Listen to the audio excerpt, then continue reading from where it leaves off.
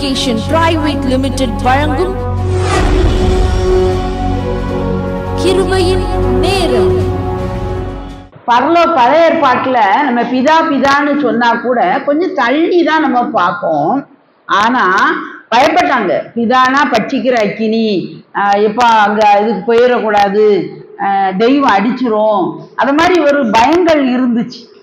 ஆனா புதிய ஏற்பாட்டு காலத்துல இயேசு கிறிஸ்து கல்வாரி சிலுவையில மரித்து வந்த பிறகு, அவருடைய பழைய உடன்படிக்கை மாறி புதிய உடன்படிக்கைக்கு வந்த பிறகு பார்த்தீங்கன்னா, பிதாங்கிறது உண்மையிலே நம்ம அப்பா, நம்ம கூட க்ளோஸ்டு, நம்ம வீட்டில் நம்ம அப்பா எப்படி இருப்பாங்களோ அதை காட்டிலும் நெருக்கமான உறவுக்குள்ள நம்ம வருகிறத நம்ம பார்ப்போம்.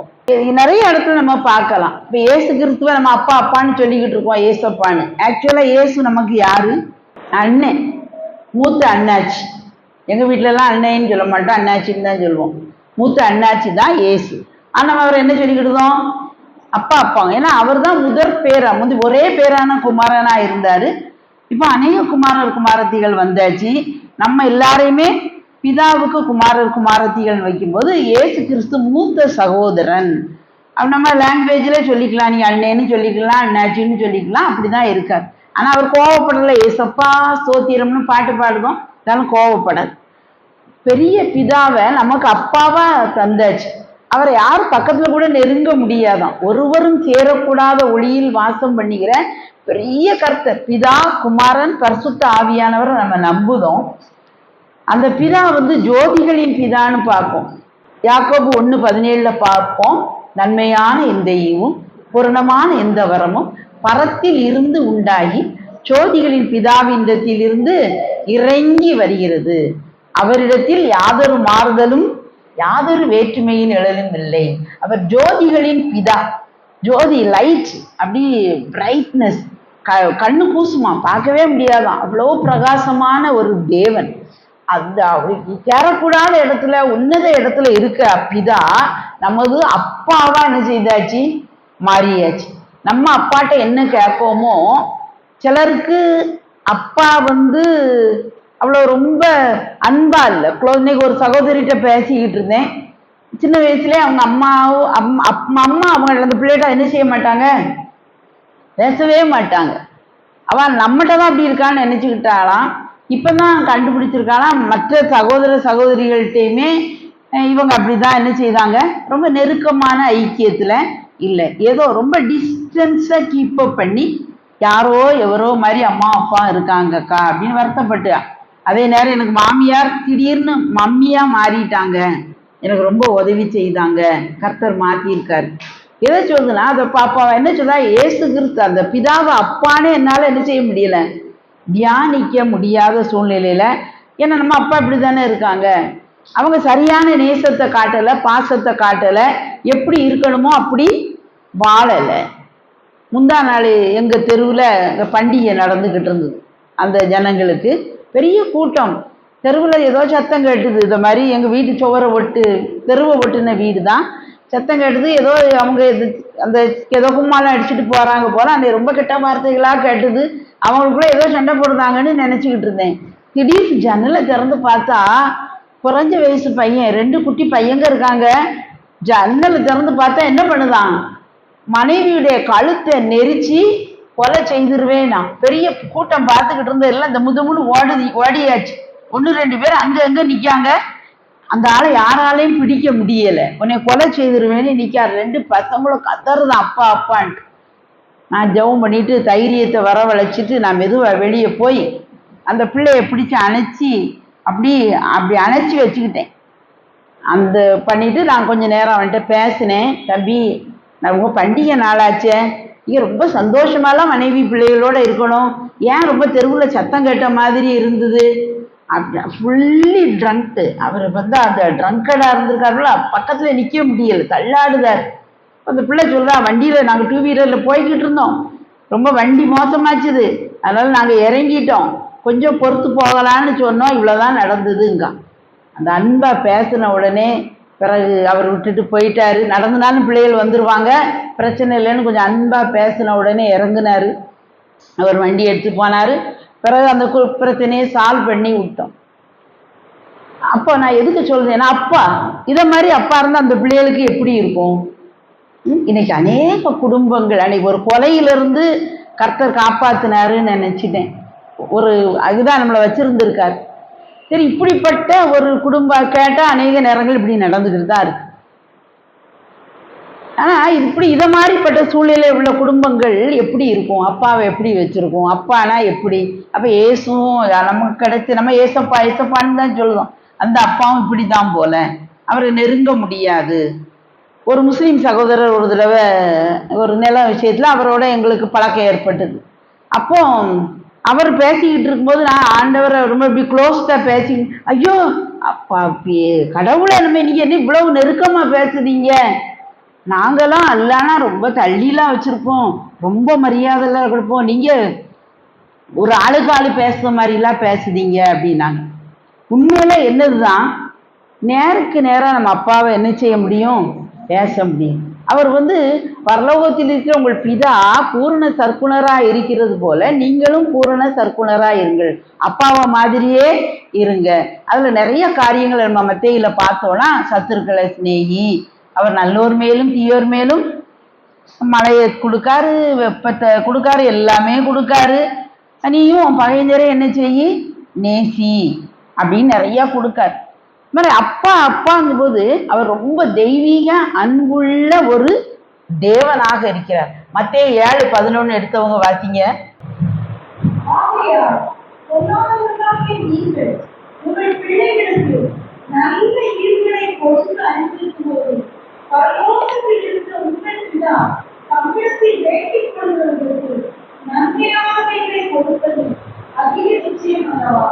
நமக்கு ஒரு அடமொழி கொடுத்திருக்காரு. என்ன அடமொழியா? பொல்லாதவர்களாகிய நீங்கள் உங்கள் ஆண்டவர் யாரையுமே பொல்லாதவர்னு சொல்ல மாட்டாரு. ஆனா இந்த இடத்துல அப்படி சொல்லியிருக்காரு, பொல்லாதவர்களாகிய நீங்களே உங்க பிள்ளைகளுக்கு நல்லதை தான் குடிக்கீங்க. அப்பத்தை கேட்டா அப்பத்தை தான் குடிக்கீங்க. அது இப்போ உள்ள ஆட்கள்லாம் வயிறு பசித்து கூட சாப்பிட விட மாட்டேங்காங்க. இப்போ உள்ள அம்மா மாதிரிலாம் இந்த டைம் ஆயிருக்கு, அந்த பிள்ளைக்கு இந்த டயட் கொடுக்கணும் டாக்டர் சொல்லியிருக்காரு. வாய் சாப்பிடுதோ சாப்பிடலையோ ஏதோ ஒன்றை வச்சு திணிக்க மாதிரி அழகா திணிச்சு விட்டு அப்படிதான் என்ன செய்தாங்க அம்மா மாதிரி கொடுக்காங்க. அதே சொல்லுதாரு, அந்த என்னது அப்பத்தை கேட்டா கல்லை கொடுப்பானா, மீனை கேட்டா பாம்பை கொடுப்பானா? நம்ம கேட்டது தான் கொடுப்போம், கேட்டதுக்கும் அதிகமா நம்ம கொடுப்போம். ஆனா அவர் என்ன சொல்றாரு, இப்படிலாம் நீங்களே இப்படி கொடுக்கும் பொல்லாதவர்களாகி நீங்களே உங்க பிள்ளைகளுக்கு இப்படி நல்லதை கொடுத்தா பரலோகத்தில் இருக்கிற யார் பிதாவா? உங்கள் பிதா. யார் பிதா? உங்கள் பிதானா யார் பிதா? எங்க அப்பா. இந்த சின்ன பிள்ளைகள் சொல்லுவோம் ஏன் அப்பா அப்படின்னு சொல்லுவோம், ஏன் அப்பா அப்படி சொல்ல மாதிரி உங்கள் பிதா, ஒவ்வொருவருடைய பிதா, அங்க இருக்க எல்லாருடைய அப்பா என்ன செய்வாங்க? எதைத்தான் கொடுப்பாங்க? நன்மையானவைகளை கொடுப்பது அதிக நிச்சயம் அல்லவா? லூக்கால பார்க்கும் பரிசுத்த ஆவியை கொடுப்பது அதிக நிச்சயம் அல்லவான்னு பார்க்கும். இதுல நன்மையானவைகளை கொடுப்பது அதிக நிச்சயம்னாலே பெருசு, அதிக நிச்சயம். இன்னைக்கு அதனால இன்னைக்கு நம்ம வந்திருக்கோம், பலவீனத்தோட வந்திருக்கோம், சுகவீனத்தோட வந்திருக்கோம், குறைவுகளோட வந்திருக்கலாம். பிள்ளைகளுக்கு ஞானமே இல்லைன்னு நினைக்கலாம். சில நல்ல காரியங்கள் எங்களுக்கு வாழ்க்கையிலே நடக்காமலே போகுதுன்னு நம்ம நினைக்கலாம். ஏன் ஏன் ஏன் ஏன் எனக்கு இப்படி நடக்கலை அப்படின்னு நினைக்கலாம். இன்னைக்கு நமக்கு ஒரு நல்ல அப்பா என்ன செய்தாரு? இருக்கார். நன்மையானவைகளை கொடுப்பது அதிக நிச்சயம் அல்லவா? நன்மையான எந்த காரியமும் அப்பாட்ட இருந்தான் வருது, தீமையான எந்த காரியமும் பிசாசிட்ட இருந்து தான் வருது. 2 நாளுக்கு முந்தி கூட எனக்கு கொஞ்சம் ஒரு சுகவீனம் ஆயிட்டு, அப்போ எனக்கு ஏதோ ஒரு மாதிரிலாம் இருக்கும்போது நான் பண்ணது தான், இந்த சுகவீனத்துக்கும் எனக்கும் சம்பந்தம் இல்லை. பிசாசே உன் வியாதியை என் சரீரத்தை விட்டு தூக்கிட்டு போயிரு, உனக்கு எனக்கு எந்த ஒரு இதுவும் கிடையாது.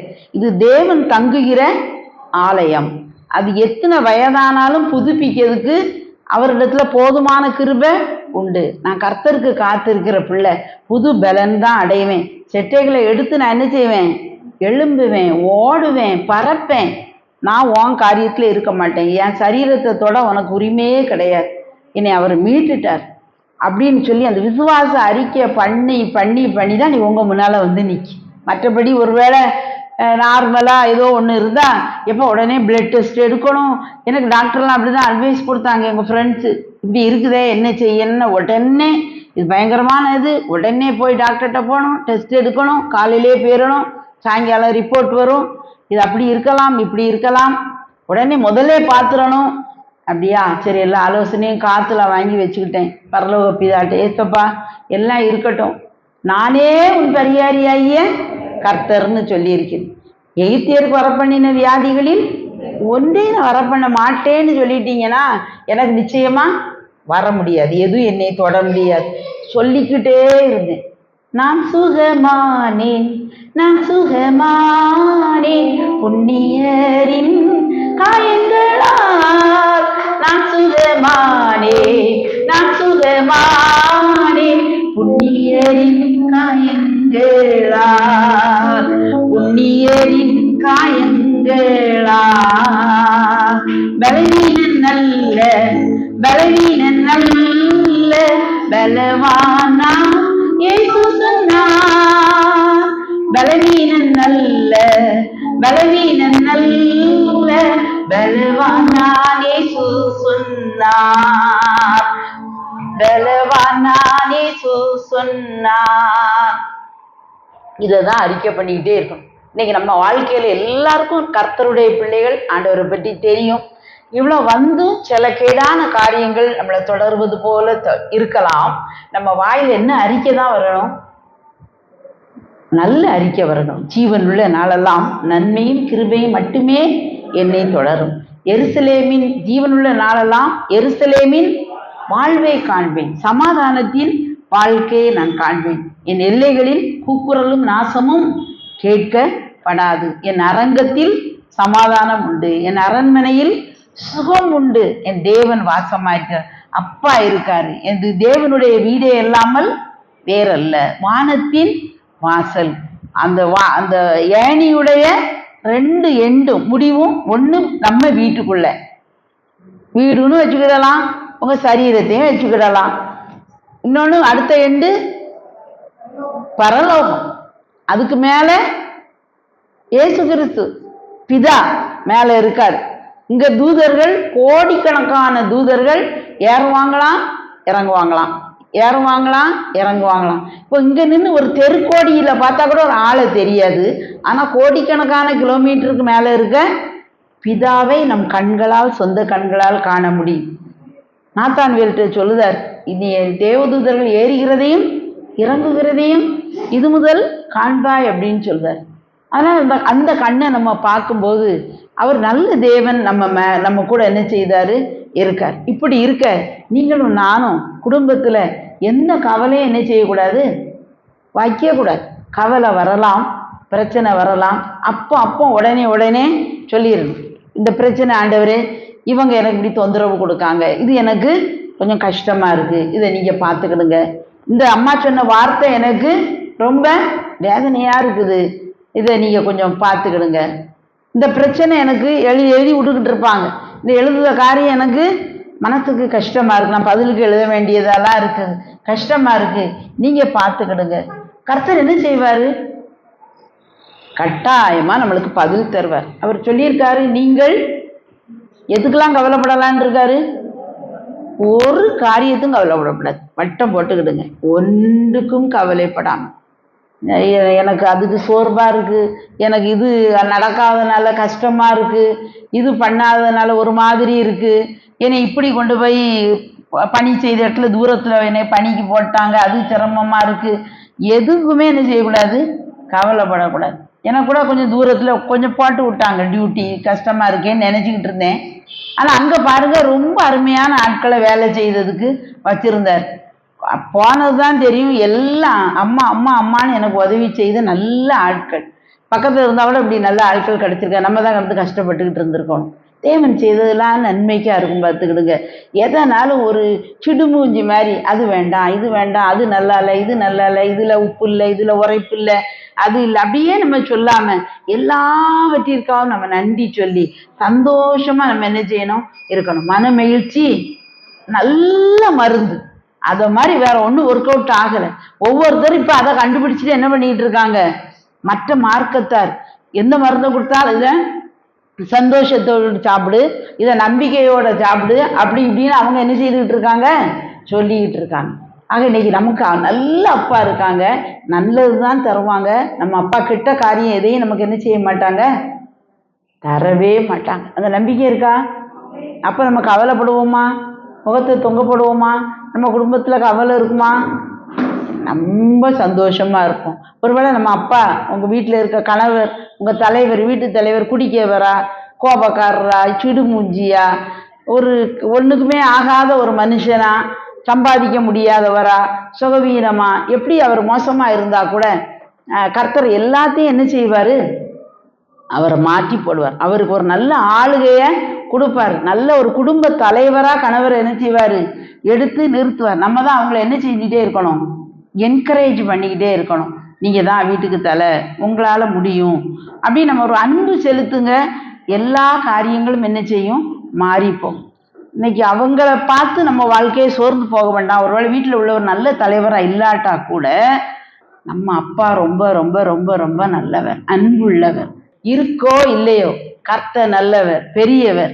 அதுதான் நம்ம வாழ்க்கையில் என்ன செய்யும், நடக்கும். நம்ம சொல்லுவது நிச்சயமா நடக்கும். மரணமும் ஜீவனும் நாவின் அதிகாரத்தில் இருக்கிறது. நிச்சயமா எனக்கு ஜீவன் உண்டு, எங்க வீட்டுல சந்தோஷம் இருக்கும், எங்க அப்பா எனக்கு இருக்காங்க. பாருங்க, மத்தேயுல தான் நம்ம பார்ப்போம்.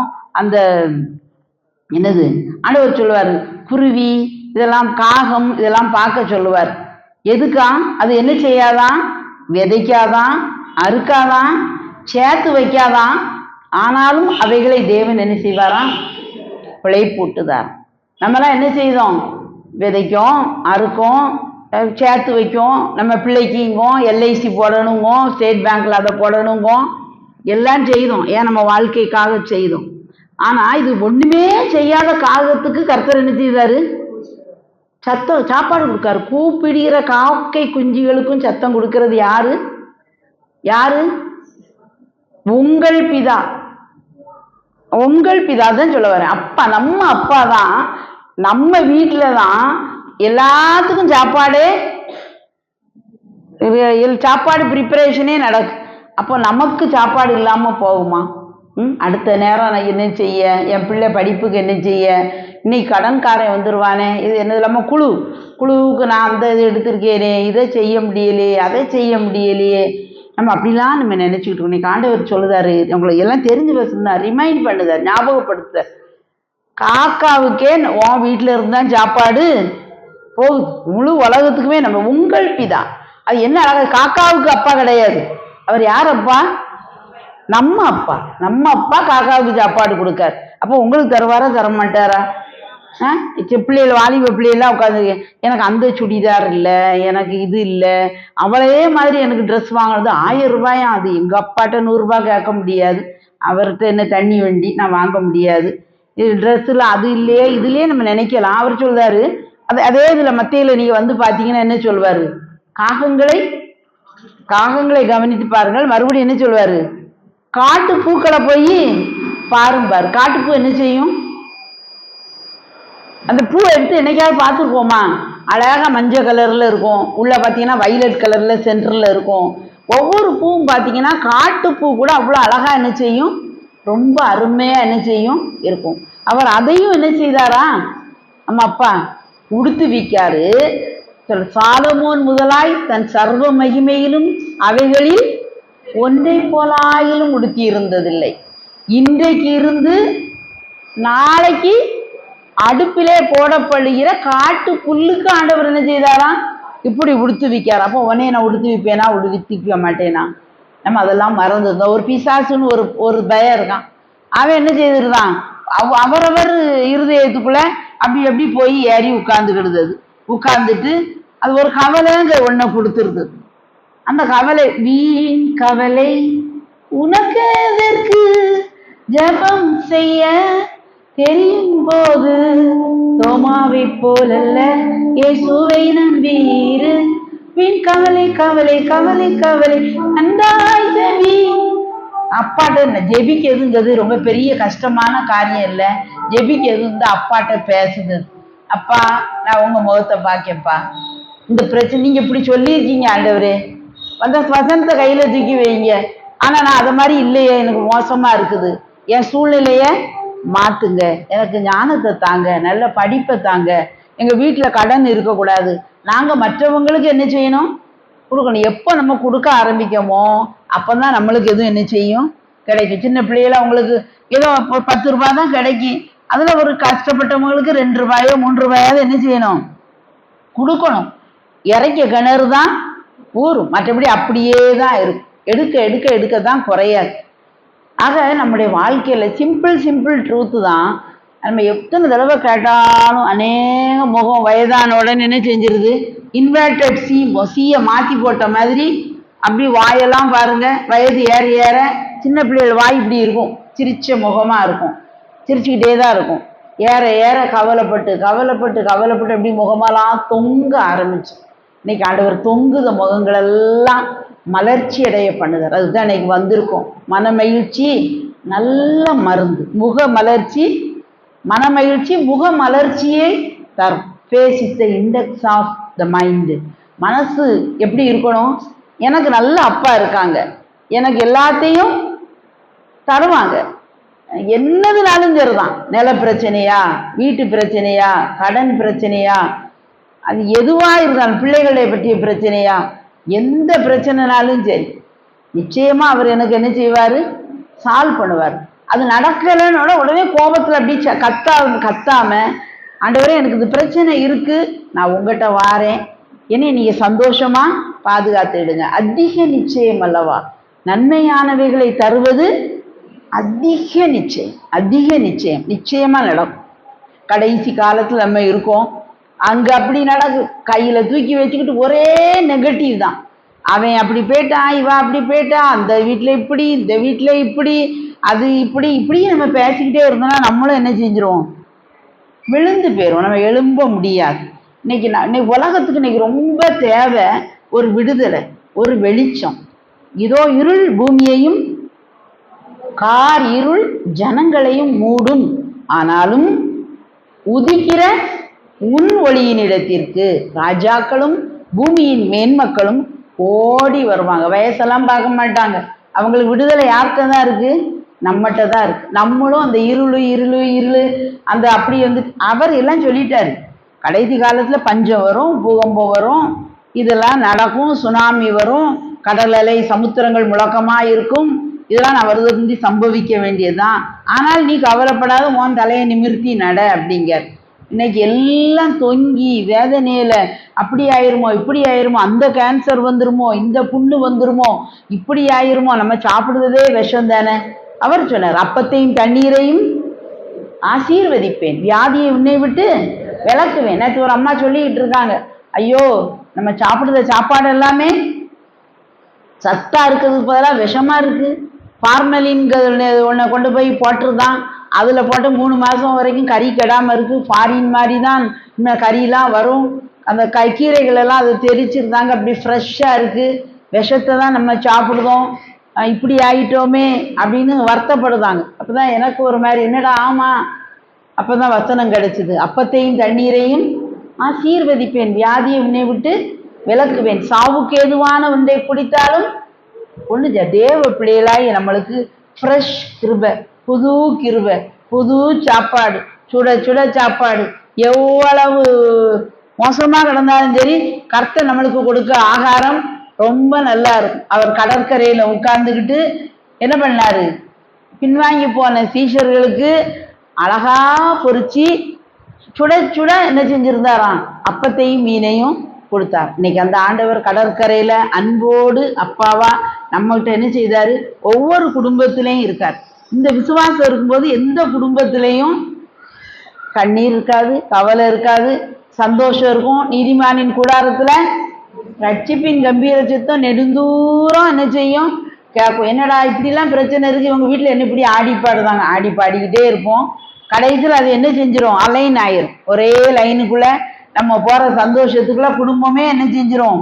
முழு வெளிச்சத்துக்குள்ள வந்து 2 நாள் கேலி அடிப்பாங்க, அவங்க அடிச்சுட்டு போட்டோம். நீங்க நல்லா என்ன செய்வோம்? ஆண்டவரை ஸ்தோத்திரம் பண்ணுவோம், துதிப்போம். நம்ம அப்பாவை கண்டு நம்ம குறைபட்டு போக வேண்டாம். உலகத்தில் உள்ள அப்பா, பெரிய அப்பா நமக்கு இருக்கார். நம்ம வீட்டுக்குள்ள வாசம் பண்ணுதாரு, இருதயத்துக்குள்ள வாசம் பண்ணுதாரு.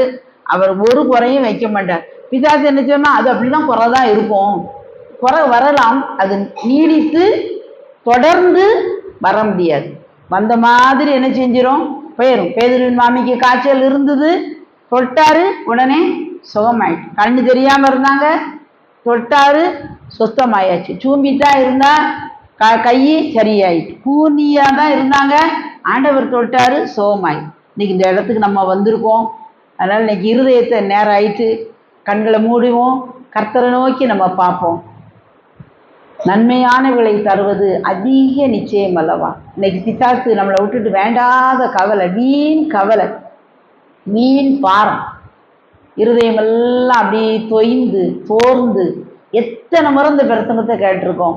பெரிய அப்பா இன்னைக்கு இருக்கார், நம்ம மத்தியில உலாவி கொண்டு இருக்கார். எல்லாரும் கண்களை மூடி அப்பாவை நோக்கி பார்ப்போம். ஏதேதோ பிரச்சனையோட வந்திருக்கலாம். என் காலத்து எனக்கு இந்த பிரச்சனை மட்டும் தீர்ந்துட்டா எவ்வளோ நல்லா இருக்கும்னு நம்ம நினைக்கலாம். இன்னைக்கு நம்ம கூடி ஜெபிக்கும். அநேகருடைய ஸ்தோத்திரத்தினால கிருபை பெருகுமா. வாயை திறந்து எல்லாரும் வாயை திறந்து ஸ்தோத்திரம் பண்ணுவோம். நிறைய ஸ்தோத்திரம் பண்ணணும், ஸ்தோத்திரம் பண்ணுவோம். ஸ்தோத்திரம்ப்பா, ஸ்தோத்திரம் ஆண்டவரே, சோத்தரிக்கிறோம் சோத்தரிக்கிறோம். வாயை திறந்து துதிக்கலாமா? சின்ன பிள்ளைகள் பெரியவங்க எல்லாரும் துதிப்போம்.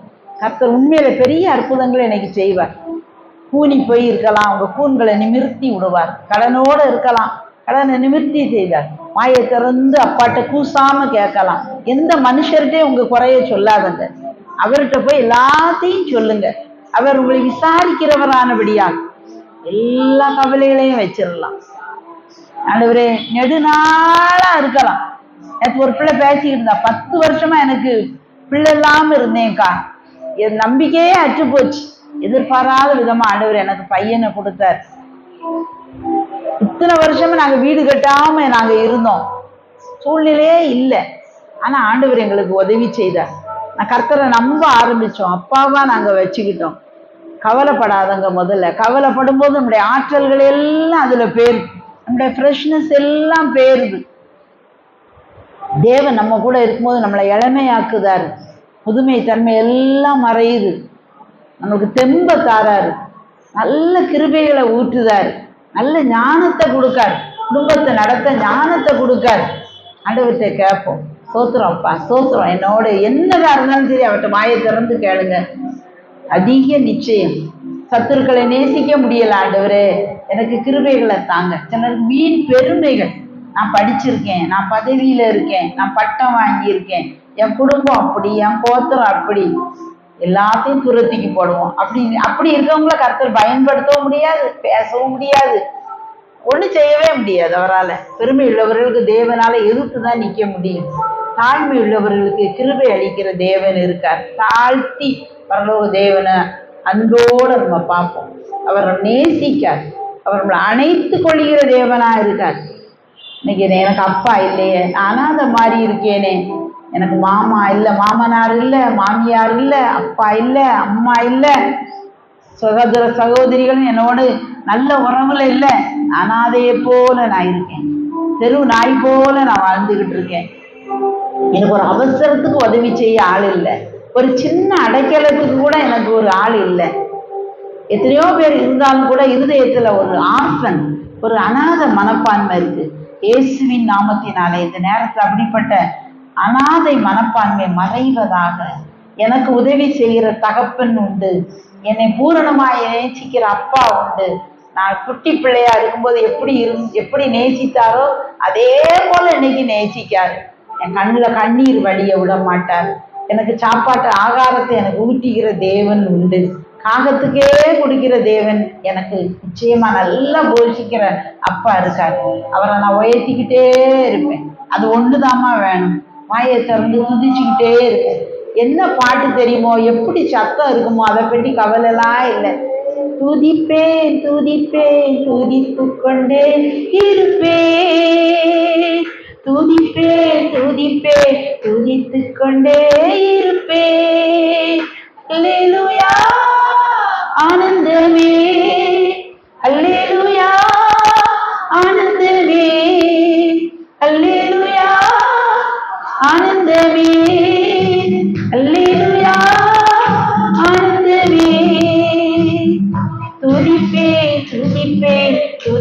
கொண்டே இருப்பேன். துதிப்பேன் துதிப்பேன் துதித்துக் கொண்டே இருப்பேன்.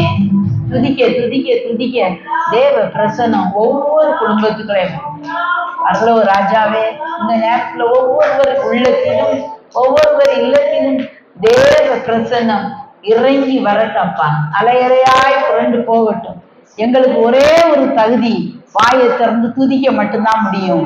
மரித்தவர்களும் மௌனத்தில் இறங்குகிறவர்களும் துதிக்க முடியாத ஆண்டவரே, நாங்கள் எங்கள் உள்ளத்தின் ஆழத்திலிருந்து நாங்கள் துதிக்கிறோம். எல்லா குடும்பங்களையும் நம்முடைய கரத்திலே தருகிறோம். எல்லா குறைவுகளும் நிவிர்த்தி ஆவதாக. ஒவ்வொரு குடும்பமும் நிரம்பி வழியும் ஆசீர்வாதத்தினால் ஆண்டவரே திளைப்பதாக. நம்முடைய பிரசன்னம் இறங்கட்டப்பா. பிள்ளைகளுக்கு நல்ல சமாதானம், சந்தோஷம், ஆரோக்கியம், நீடிய வாழ்வு, சுக வாழ்வு கட்டளையிடுங்கப்பா. பரிசுத்த ஆவியினால நிரப்புங்க ஆண்டவரே. நன்மை செய்கிறவர்களாக நாங்கள் சுற்றி திரியட்டும் அப்பா. எல்லா வல்லமை வரங்களும் உமது பிள்ளைகளாய் எங்களை மூடிக்கொள்வதாக. உமது மகிமை ஒவ்வொருவரையும் மூடிக்கொள்வதாக.